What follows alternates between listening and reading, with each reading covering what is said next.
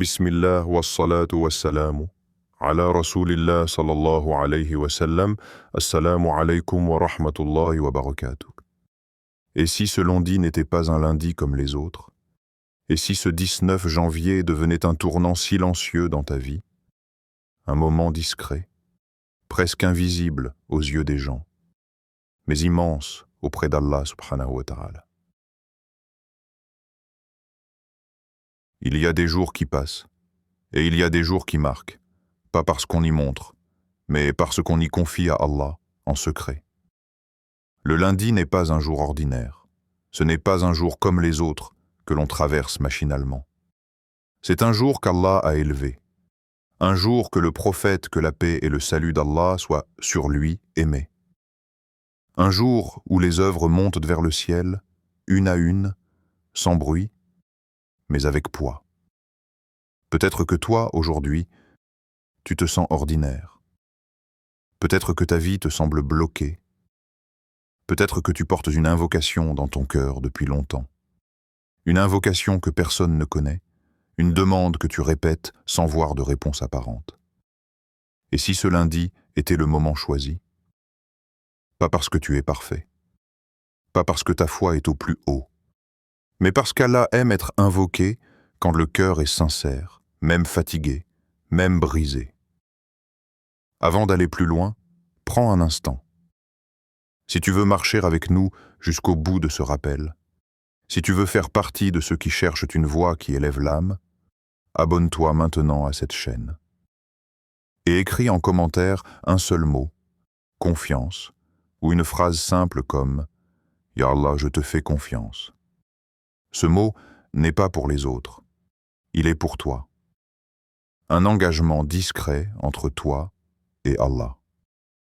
Partage aussi ce rappel à quelqu'un que tu aimes, quelqu'un qui traverse peut-être un lundi lourd, un cœur chargé, un esprit fatigué. Et surtout, reste avec nous jusqu'à la fin, car une surprise t'attend.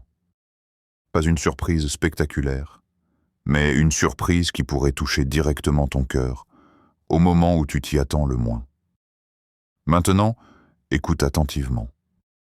Le prophète, que la paix et le salut d'Allah soient sur lui, lorsqu'on l'interrogea sur le jeûne du lundi, répondit simplement que c'était le jour où il est né et le jour où les œuvres sont présentées à Allah. Ce n'est pas un détail. C'est une clé. Imagine, chaque lundi, les actions montent, les prières discrètes, les larmes silencieuses, les invocations murmurées dans la solitude. Ce lundi, ton nom aussi est connu d'Allah. Tes combats aussi. Tes intentions aussi, même celles que tu n'arrives pas à formuler avec des mots. Ce rappel n'est pas là pour te distraire. Il est là pour t'arrêter. Pour t'extraire quelques instants du bruit du monde, des pensées qui tournent, des peurs qui s'accumulent. Ici, il n'y a pas de performance, pas de démonstration, seulement un rappel, une voix, une invitation. Une invitation à revenir à l'essentiel, le tawhid. Placer sa confiance entière en Allah. Reconnaître que c'est lui qui donne, lui qui retient, lui qui change les destins quand il le veut. Peut-être que tu regardes cette vidéo après le fajr, peut-être tard dans la nuit, peut-être dans un moment de solitude que personne ne voit. Sache une chose, si tu es ici maintenant, ce n'est pas un hasard. Allah rassemble les cœurs avant de changer les situations. Il attire l'âme avant d'ouvrir les portes. Reste présent. Ne laisse pas ton esprit vagabonder. Car ce qui va suivre n'est pas long, mais cela demande une chose essentielle, ta sincérité. Ce lundi peut passer, ou il peut devenir un repère dans ta vie. Et tout commence maintenant. Le secret du lundi en islam, sais-tu? Pourquoi le prophète, que la paix et le salut d'Allah soient sur lui, jeûnait le lundi? Cette question paraît simple, presque banale. Et pourtant, elle ouvre une porte immense sur une sagesse que beaucoup traversent sans s'arrêter. Lorsque le prophète, que la paix et le salut d'Allah soient sur lui, répondit « C'est le jour où je suis né, et le jour où les œuvres sont présentées à Allah », Il ne donnait pas seulement une information, il nous offrait une clé spirituelle. Le lundi est un jour qui parle au ciel, un jour qui monte, un jour où ce que tu vis à l'intérieur est exposé, non pas pour être jugé avec dureté, mais pour être vu par celui qui sait déjà tout. Imagine un instant. Le monde continue à tourner. Les gens courent. Les voix s'élèvent. Les écrans s'allument. Et pendant ce temps-là, tes œuvres sont présentées. Pas seulement ce que tu as fait avec ton corps, mais ce que tu as porté dans ton cœur. Tes intentions silencieuses, tes combats invisibles, tes résistances intérieures, tes tentatives maladroites de rester droit. Le lundi n'est pas un jour spectaculaire. Il n'a pas l'éclat du vendredi. Il n'a pas l'intensité du ramadan. Et pourtant, il est régulier, constant, fidèle. Chaque semaine, il revient. Comme un rappel discret. Comme une opportunité renouvelée. Et c'est peut-être pour cela que le prophète, que la paix et le salut d'Allah soient sur lui, l'aimait tant. Le lundi n'est pas réservé aux gens parfaits. Il est pour ceux qui reviennent, encore et encore. Peut-être que tu as chuté la semaine dernière. Peut-être que tu as manqué des prières. Le lundi arrive quand même. Comme pour dire, présente ce que tu as, même incomplet. Car Allah ne demande pas la perfection. Il demande la vérité. Le lundi est un jour de présentation. Et une présentation n'est pas une mise en scène. C'est une remise. Remettre ses affaires à Allah. Remettre ses erreurs. Remettre ses espoirs. Remettre ses invocations qui n'ont pas encore trouvé d'issue. Lorsque les œuvres sont élevées, elles ne montent pas seules. Elles montent avec ce qui les accompagne. La sincérité ou son absence. L'humilité ou l'orgueil caché. La confiance ou le doute. Et toi, ce lundi, qu'est-ce qui monte avec tes œuvres? Une langue peut réciter, mais un cœur peut se taire. Ou parler très fort sans prononcer un mot. Le prophète, que la paix et le salut d'Allah soient sur lui, jeûnait ce jour-là.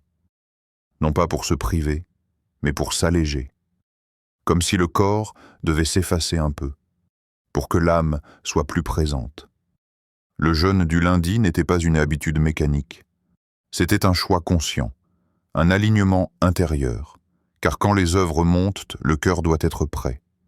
Et aujourd'hui, ce lundi, ce n'est pas ton jeûne qui est en question, c'est ton état intérieur. Tes paroles sont connues, tes actes sont visibles, mais tes intentions, elles aussi sont présentées, même celles que tu n'as pas osé formuler, même celles que tu as abandonnées en chemin. Ce que tu demandes aujourd'hui n'est pas ignoré. Peut-être que la réponse n'est pas immédiate, peut-être qu'elle ne ressemble pas à ce que tu imagines, mais elle est entendue. Le lundi ne promet pas une réponse instantanée. Il promet une écoute divine. Et parfois, savoir qu'Allah écoute est déjà un soulagement immense. Quand Allah regarde ton cœur ce lundi, Allah ne regarde pas ton apparence. Il ne regarde pas ce que les gens voient. Il ne regarde pas ton image, ton statut, ton éloquence. Il regarde ton cœur. Et cette réalité peut apaiser ou inquiéter. Car le cœur est l'endroit le plus exposé et le plus caché à la fois. Tu peux tromper les gens.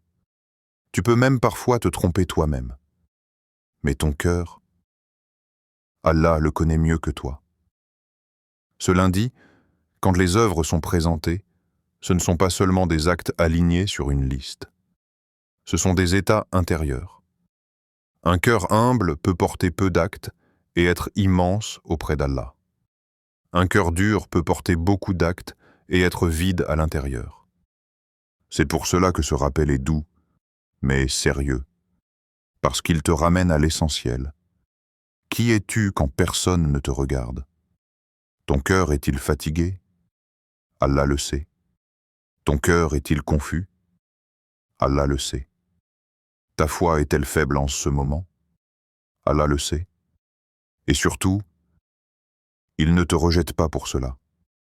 Même si ta langue est faible, Même si tu ne trouves pas les mots parfaits, même si ton invocation est maladroite, si ton cœur est sincère, Allah entend. Il entend ce que tu n'arrives pas à dire. Il entend les soupirs. Il entend les silences lourds. Il entend les invocations coincées dans la poitrine. Parfois, le croyant pense qu'il doit être fort pour invoquer. Mais souvent, c'est la faiblesse qui rend l'invocation vraie. Ce lundi, ne cherche pas à embellir ton discours devant Allah. Parle-lui avec ce que tu es. Un cœur fissuré est plus proche qu'un cœur arrogant. Un cœur brisé est souvent plus sincère qu'un cœur satisfait. Allah regarde ton humilité, pas celle que tu montres aux autres, mais celle que tu ressens quand tu es seul. Ton cœur accepte-t-il de dépendre d'Allah? Ou insiste-t-il encore pour tout contrôler? Le tawhid commence ici, pas dans les mots, mais dans l'abandon intérieur. Reconnaître que tu n'as pas la maîtrise. Reconnaître que tu as besoin. Reconnaître que sans Allah, tu es vulnérable. Et ce n'est pas une faiblesse. C'est une vérité libératrice. Ce lundi, Allah ne te demande pas d'être impressionnant. Il te demande d'être vrai. Même si ton cœur est fatigué, même s'il est distrait, même s'il est instable, s'il se tourne sincèrement vers lui, il est déjà sur le bon chemin. Les cœurs changent avant les situations. Les destins s'écrivent d'abord à l'intérieur. Et peut-être que ce lundi, Allah ne va pas changer ce que tu vois autour de toi. Mais il commence à changer quelque chose en toi. Un apaisement discret, une confiance naissante, une certitude douce que tu n'es pas seul. Allah entend, toujours, même quand toi, tu n'y crois plus vraiment. Pourquoi répéter une invocation 21 fois?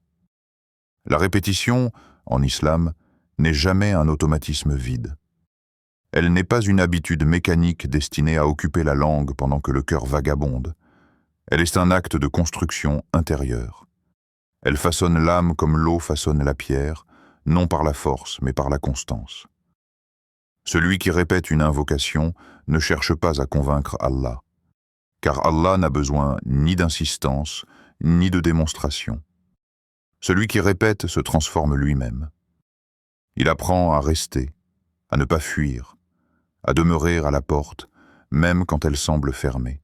Répéter, c'est accepter que certaines portes ne s'ouvrent pas au premier appel, non parce qu'Allah est distant, mais parce que le cœur a besoin de mûrir. Dans un monde pressé, où tout doit être immédiat, la répétition est un acte de résistance spirituelle. Elle ralentit l'âme. Elle la force à s'asseoir devant sa propre fragilité. Elle empêche l'invocation de devenir un simple réflexe. Chaque répétition est une nouvelle occasion de dire la même chose avec un cœur légèrement différent. Parfois plus confiant, parfois plus fatigué, parfois plus brisé. Et Allah accueille toutes ces nuances. Le prophète, que la paix et le salut d'Allah soient sur lui, répétait ces invocations. Les compagnons répétaient, les pieux prédécesseurs répétaient, non parce qu'ils doutaient de la capacité d'Allah à répondre, mais parce qu'ils connaissaient la lenteur nécessaire du cœur humain. Le cœur ne se rend pas en une seule phrase.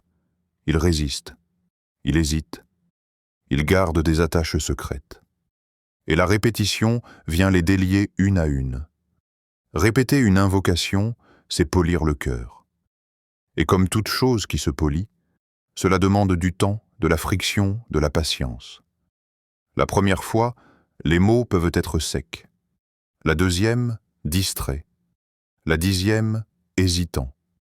Mais quelque part, entre le milieu et la fin, quelque chose change. La langue cesse d'être seule. Le cœur commence à suivre. Et parfois, sans prévenir, c'est le cœur qui prend l'avance. Dire 21 fois une invocation, ce n'est pas atteindre un seuil mystique caché.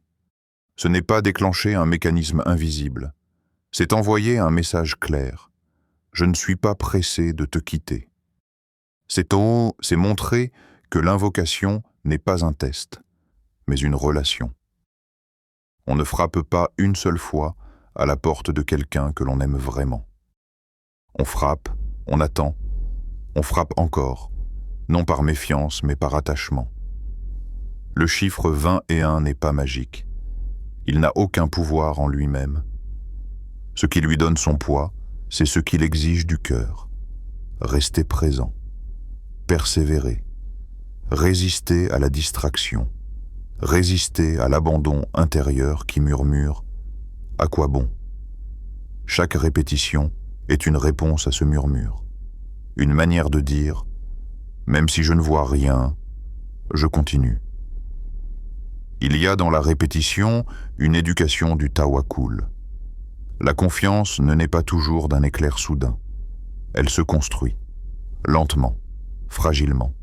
Répéter, c'est apprendre à remettre son affaire entre les mains d'Allah encore et encore, jusqu'à ce que le cœur accepte enfin de lâcher ce qu'il s'accrochait à contrôler.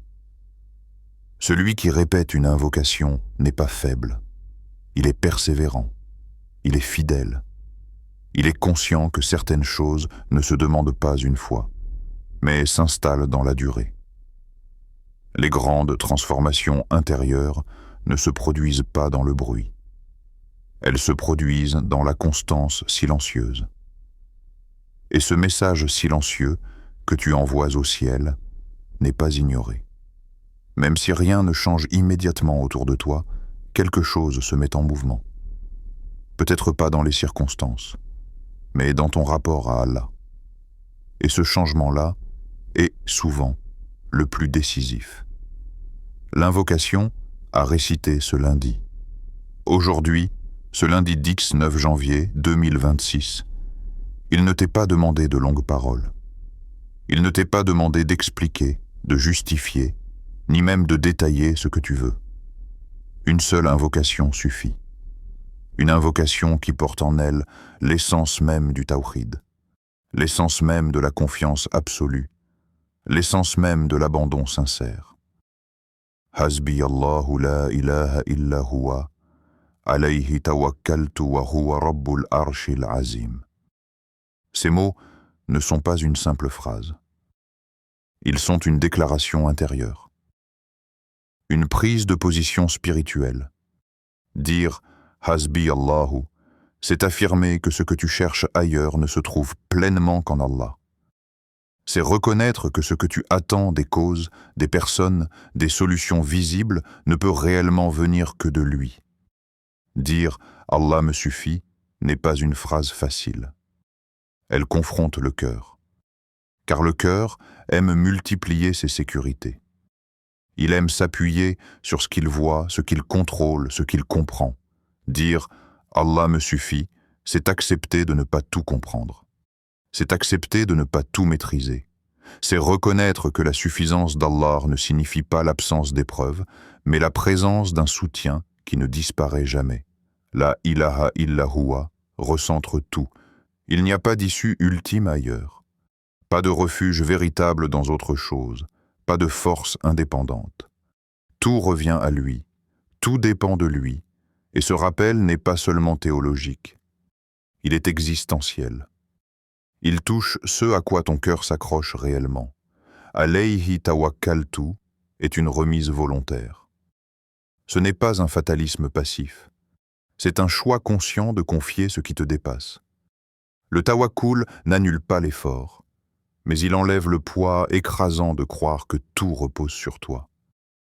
Il libère le cœur de l'angoisse de devoir tout porter seul. Et lorsqu'on termine par « Wa huwa rabbul arshil azim », on se rappelle à qui l'on confie ses affaires. Le Seigneur du trône immense. Celui dont la souveraineté dépasse toute mesure. Celui pour qui rien n'est trop lourd, trop complexe, trop tard. Répéter cette invocation 21 fois ce lundi, ce n'est pas réciter un texte. C'est s'immerger dans son sens. C'est laisser chaque répétition descendre un peu plus profondément. Peut-être qu'au début, ce seront des mots, puis des idées, puis des émotions. Et peut-être, à un moment, une sensation de repos intérieur. Il n'est pas nécessaire de forcer. Il n'est pas nécessaire de ressentir quelque chose de spectaculaire.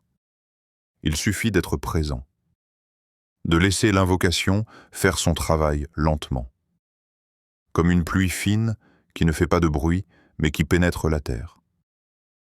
Cette invocation n'est pas une promesse que tout ira comme tu le veux. Elle est une promesse que tu ne seras pas seul dans ce qui arrive. Et parfois, c'est cette certitude-là qui change tout. Aujourd'hui, ce lundi, quand tu répètes ces mots, tu ne parles pas dans le vide. Tu t'adresses à celui qui entend avant même que tu ne parles, qui sait avant même que tu ne demandes, et qui répond parfois en changeant le cœur avant de changer le destin visible. Répète, reste, confie, et laisse Allah être suffisant. Ce que cette invocation transforme, cette invocation n'entre pas dans la vie comme un bruit. Elle ne secoue pas toujours les circonstances de manière visible. Elle agit autrement. Elle commence là où personne ne regarde, là où même toi tu n'oses pas toujours descendre, à l'intérieur. Lorsqu'un cœur est anxieux, ce n'est pas seulement parce que les problèmes sont nombreux, mais parce que le cœur porte seul un poids qu'il n'a jamais été créé pour porter. L'anxiété naît souvent de cette illusion silencieuse. Croire que tout dépend de soi, croire que si l'on lâche, tout s'effondre. Et cette invocation vient fissurer cette illusion. Dire « Hasbi Allahu » encore et encore, c'était comme retirer une à une les pierres d'un sac trop lourd. Le cœur commence à comprendre, lentement, qu'il n'est pas abandonné à lui-même, qu'il n'a jamais été seul, même quand il se sentait perdu. L'apaisement ne descend pas toujours comme une vague soudaine. Parfois, il s'installe comme une respiration plus profonde. Le rythme intérieur change. Les pensées ne disparaissent pas toutes, mais elles perdent leur violence. Ce qui semblait urgent devient plus supportable. Ce qui faisait peur cesse de dominer tout l'espace intérieur. Ce n'est pas que l'épreuve disparaît, c'est que le cœur cesse de s'y noyer. Allah, par cette invocation, ne supprime pas toujours l'orage, mais il apprend au cœur à ne plus être détruit par le vent.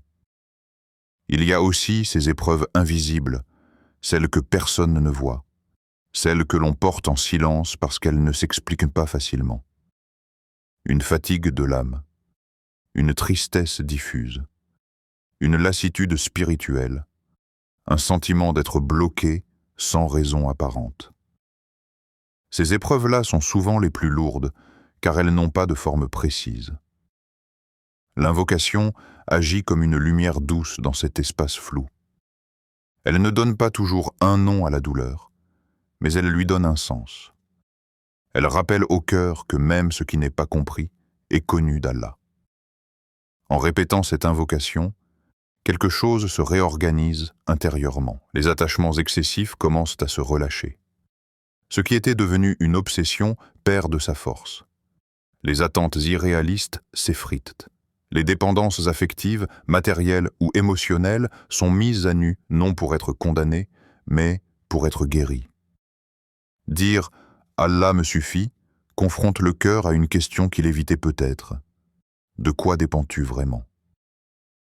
Et parfois, cette confrontation est douloureuse avant d'être libératrice. Il arrive aussi que cette invocation ferme des portes. Pas celles que tu voulais absolument voir s'ouvrir, mais celles qui te faisaient du mal sans que tu t'en rendes compte. Des relations qui t'éloignaient intérieurement, des projets qui nourrissaient l'ego plus que l'âme, des chemins séduisants mais vides.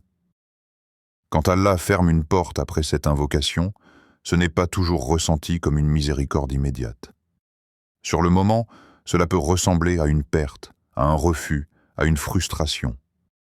Mais avec le temps, le cœur comprend que certaines portes, si elles étaient restées ouvertes, l'auraient mené loin de lui-même et loin d'Allah. Et puis, il y a ces ouvertures inattendues.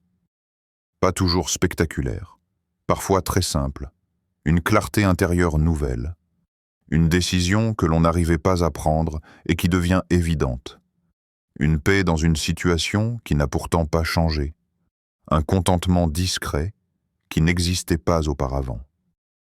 Ces ouvertures ne font pas de bruit, mais elles transforment profondément la trajectoire intérieure. Allah ne change pas toujours la situation immédiatement. Et souvent, c'est ce qui déroute le cœur humain pressé. Mais Allah change le destin intérieurement avant de changer le reste. Il modifie la manière dont tu vis ce que tu vis. Il déplace ton centre de gravité. Il fait passer le cœur de la panique à la confiance, de la crispation à l'abandon, de la plainte à la remise confiante. Et quand ce déplacement intérieur a lieu, même si les circonstances restent les mêmes pendant un temps, elles n'ont plus le même pouvoir destructeur. Cette invocation transforme donc moins le décor que le regard. Et un regard transformé peut traverser des situations que l'ancien regard n'aurait jamais supportées. C'est là une miséricorde immense, souvent sous-estimée, mais déterminante. Partie 6. Fais-la dans un moment secret. Style, intime, confidentiel, presque chuchoté, écriture continue, atmosphère de solitude sacrée. Il y a des invocations qui gagnent en force lorsqu'elles sont prononcées loin des regards, dans un espace où l'on n'a rien à prouver, rien à montrer, rien à justifier. Un moment secret n'est pas seulement une question d'heure ou de lieu, c'est un état intérieur. C'est lorsque le cœur se dépouille de son masque social, de ses rôles, de ses apparences. Après le fajr, quand le monde dort encore et que l'âme est plus proche de sa nature première. Entre deux obligations, quand l'esprit n'est pas encore englouti par le bruit. Ou dans un moment de solitude inattendue, quand le cœur est à nu. Parler à Allah comme si personne d'autre n'existait, c'est rare. Même seul, l'être humain pense souvent aux autres, à ce qu'il dirait, à ce qu'il comprendrait, à l'image qu'il donne. Dans le moment secret, tout cela tombe. Il ne reste que toi et Allah. Pas de public, pas d'approbation, pas de comparaison. Et c'est dans cet espace que l'invocation prend d'une densité particulière. Une invocation discrète n'a pas besoin d'être longue. Elle n'a pas besoin d'être éloquente. Elle a besoin d'être vraie. Lorsque tu répètes cette invocation dans le secret, tu ne la dis pas pour être entendu par les gens, ni même pour te convaincre toi-même. Tu la dis parce que ton cœur a besoin de se déposer quelque part. Et Allah est ce lieu de dépôt. Le secret protège la sincérité. Il empêche l'ego de s'inviter. Il empêche la performance spirituelle. Il empêche la comparaison. Dans le secret, il n'y a pas de mieux ou de moins bien. Il n'y a que ce que tu es réellement à cet instant précis. Et Allah aime cette vérité nue. Il y a des invocations publiques qui sont belles, mais il y a des invocations secrètes qui pèsent lourd dans la balance. Parce qu'elles sont dites sans témoin, sans attente de reconnaissance, sans désir d'être vues comme pieux. Elles sont dites uniquement parce que le cœur ne sait plus où se tourner ailleurs. Dans ce moment secret, les mots peuvent sortir différemment, plus lents, plus tremblants, parfois entrecoupés de silence, et ces silences font partie de l'invocation. Allah les entend. Il entend ce que tu n'arrives pas à formuler. Il entend les hésitations. Il entend les contradictions intérieures. Et il ne les rejette pas. Une invocation discrète pèse parfois plus qu'un long discours parce qu'elle n'est pas construite pour impressionner. Elle n'est pas structurée. Elle est vécue. Elle sort directement de l'endroit le plus fragile du cœur. Et cet endroit-là est, dit-il souvent, le plus sincère. Choisir un moment secret, c'est aussi apprendre à ralentir, à ne pas faire de l'invocation une tâche de plus sur une liste. C'est lui rendre sa dimension relationnelle. Tu ne récites pas. Tu t'adresses. Tu ne répètes pas pour remplir un nombre. Tu répètes pour rester présent. Dans ce secret, le temps semble différent. Les 20 et une répétition ne sont plus une contrainte, mais un chemin.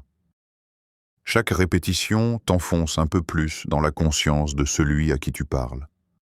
Et plus tu descends, plus le bruit du monde s'éloigne. Ce moment secret n'est pas réservé aux forts. Il est pour ceux qui acceptent leur faiblesse. pour ceux qui n'ont plus envie de faire semblant, pour ceux qui savent que leur cœur a besoin d'Allah plus que jamais, même s'ils n'arrivent pas à le dire clairement. Et dans ce silence, dans cette discrétion, quelque chose se passe. Pas toujours perceptible immédiatement, mais réel, profond, durable. Parce qu'Allah regarde ce qui se passe dans le secret. Et ce qui est déposé dans le secret n'est jamais perdu. Place ta confiance totale en Allah.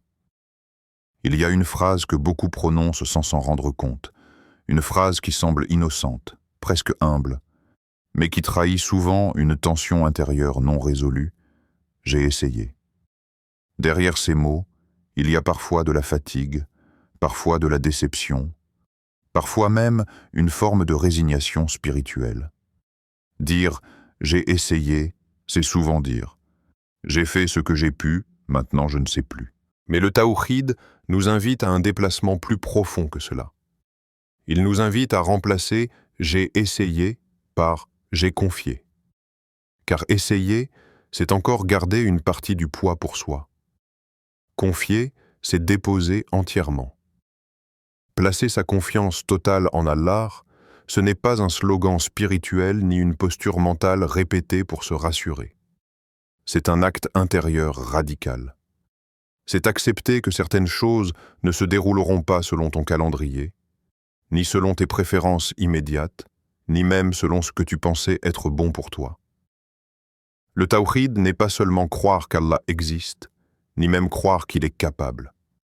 Le tawhid, dans sa dimension la plus vivante, c'est reconnaître qu'il est le seul à décider de l'issue, le seul à connaître les chemins cachés, le seul à voir l'ensemble quand toi tu ne vois qu'un fragment. Remettre ton affaire entièrement à Allah, sans condition, sans négociation, signifie que tu cesses de dire intérieurement « je te fais confiance », mais seulement si cela se passe comme je l'espère. Cela signifie que tu acceptes de ne pas comprendre immédiatement, de ne pas maîtriser, de ne pas contrôler les résultats. Ce n'est pas un abandon passif, c'est un abandon lucide. Tu continues à agir, tu continues à faire les causes licites, mais ton cœur, lui, n'est plus suspendu aux issues visibles. Il est attaché à Allah. Cette confiance totale n'est pas toujours confortable. Elle demande au cœur de renoncer à ses garanties imaginaires. Elle demande d'accepter l'incertitude sans panique. Elle demande parfois de marcher sans voir clairement le chemin, avec la certitude que celui qui guide ne se trompe pas. Beaucoup pensent qu'ils ont confiance en Allah tant que tout va bien. Mais la confiance véritable se révèle lorsque les choses tardent, lorsque les portes se ferment, lorsque les réponses ne viennent pas comme prévu. Dire « j'ai confié », c'est dire « même si cela ne se passe pas comme je le veux, je crois que ce qui arrive est sous ta sagesse. Même si je souffre, je crois que tu n'es pas injuste. Même si je ne comprends pas, je crois que tu vois ce que je ne vois pas. » Cette posture intérieure libère le cœur d'un fardeau immense. Elle ne supprime pas la douleur, mais elle lui enlève son absurdité. Elle ne supprime pas l'attente, mais elle la rend habitée par l'espoir plutôt que par l'angoisse. Le tawhid vécu ainsi devient une source de stabilité profonde. Le cœur cesse de se disperser entre mille causes secondaires. Il cesse de dépendre excessivement des gens, des circonstances, des résultats. Il apprend à revenir sans cesse à l'essentiel, et ce retour répété transforme progressivement la manière de vivre les épreuves. Ce qui auparavant écrasé devient supportable. Ce qui semblait insurmontable devient traversable. Non parce que la situation a changé, mais parce que le point d'appui intérieur a changé. Placer sa confiance totale en Allah, c'est aussi accepter que certaines réponses soient différées, non par oubli, mais par miséricorde. Allah retarde parfois pour protéger. Il ferme parfois pour purifier. Il éprouve parfois pour élever. Et le cœur qui a confié ne se perd pas dans les interprétations anxieuses. Il se repose dans la certitude que rien n'échappe à la science et à la sagesse d'Allah. Cette certitude n'est pas innée. Elle se construit, Elle se travaille, elle se renouvelle. Et chaque invocation sincère est une pierre de plus posée dans cette construction intérieure. Ô Allah, toi qui élèves les œuvres chaque lundi, toi qui connais ce qui monte vers toi et ce qui reste caché dans les poitrines, accepte nos invocations, même lorsqu'elles sont faibles, même lorsqu'elles sont hésitantes, même lorsqu'elles sont maladroites. Ô Allah, nous ne venons pas à toi avec des mérites, mais avec un besoin immense de ta miséricorde. Nous ne venons pas avec des certitudes arrogantes, mais avec des cœurs qui cherchent un refuge sûr. Ô Allah, change nos destins vers ce qui te plaît, même si cela ne correspond pas à ce que nous avions imaginé. Éloigne-nous de ce qui nous nuit, même lorsque nos cœurs s'y attachent sans comprendre. Ouvre-nous des portes que nous n'attendions plus, des portes de paix, de clarté, de rapprochement avec toi. Ô Allah, lorsque tu fermes une porte, protège-nous de l'amertume. Et lorsque tu en ouvres une, protège-nous de l'ingratitude. Ô Allah, raffermis notre tawhid dans nos paroles et dans nos cœurs. Purifie nos intentions de toute recherche autre que ton agrément. Fais de ce lundi un témoin en notre faveur, un jour où nos cœurs se sont tournés vers toi avec sincérité, même brièvement, même faiblement, mais véritablement. Ô Allah, ne nous laisse pas seuls avec nos âmes, ne nous laisse pas dépendre de nos forces limitées. Sois notre suffisance, notre appui, notre refuge. Amin. N'oublie jamais cette vérité simple et profonde. Ce n'est pas la longueur de l'invocation qui la rend puissante, ni la beauté des mots, ni la perfection de la formulation. Ce qui donne du poids à une invocation, c'est la sincérité de celui qui la prononce, même s'il tremble, même s'il doute, même s'il ne sait pas exactement quoi demander. Peut-être que ce lundi, alors que tu pensais passer inaperçu, Allah a décidé de t'écouter plus que jamais. Peut-être que ce moment discret, cette invocation répétée sans témoin, a déjà commencé à écrire quelque chose de nouveau en toi, avant même que tu ne le vois autour de toi. Appel à l'action. Voix du tawhid. Style, invitation fraternelle, sobre, alignée avec l'esprit de la chaîne. Si ce rappel a touché ton cœur, même légèrement, laisse un simple « Amin » en commentaire, non pour les autres, mais comme un signe intérieur entre toi et Allah. Partage cette vidéo à quelqu'un qui en a besoin aujourd'hui, quelqu'un dont le cœur est peut-être plus lourd que ce qu'il montre. Et abonne-toi à Voix du Tawhid, pour continuer à marcher avec des rappels qui n'élèvent pas le bruit, mais l'âme. Ici, la voix n'est pas un divertissement. C'est un rappel, une invitation, un chemin vers Allah, qu'Allah apaise ton cœur et raffermisse ta confiance en lui. Assalamu alaikum wa rahmatullahi wa barakatuh.